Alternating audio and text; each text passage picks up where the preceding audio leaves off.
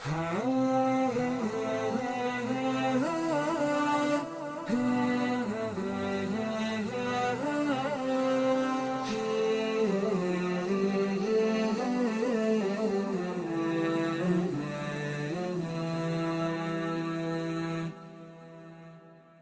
الله الرحمن الرحيم. الحمد لله رب العالمين، وأصلي وأسلم على نبينا محمد وعلى آله وصحبه أجمعين.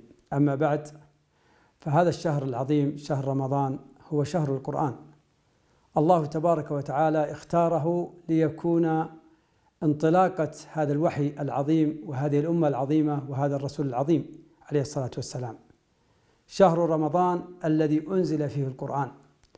إنا أنزلناه في ليلة مباركة، إنا أنزلناه في ليلة القدر. كل هذه الأدلة تدل على أن هذا الشهر العظيم كان هو الشهر الذي أنزل الله عز وجل فيه هذا الكتاب، الذي فيه النور وفيه النصر وفيه التمكين وفيه الهداية وفيه الفوز والنجاة. نعم، هذا الشهر أنزل الله على رسوله صلى الله عليه وسلم هذا القرآن، والنبي صلى الله عليه وسلم كان في هذا الشهر علاقته بالقرآن علاقة خاصة، فكان يدارسه ويتدارسه مع جبريل عليه السلام. لماذا؟ لأن الصيام والقرآن يشفعان للمؤمن يوم القيامة، ومن أسهر ليله مع القرآن وأضمى نهاره مع الصيام فقد وصل إلى مرتبة عظيمة من مراتب الإيمان.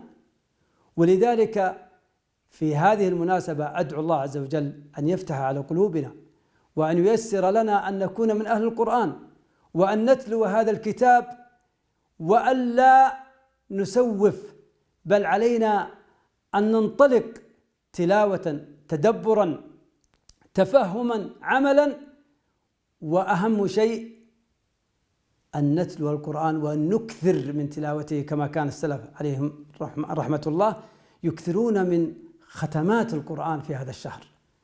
نعم، الذي يختم القرآن مرتين، 3 مرات، 10 مرات، بل من السلف من يختم القرآن في ليله مرة وفي نهاره مرة، كما أثر ذلك عن الشافعي. فنسأل الله الذي لا إله إلا هو أن يرزقنا وإياكم البركة، ويجعلنا وإياكم من أهل القرآن الذين هم أهل الله وخاصته.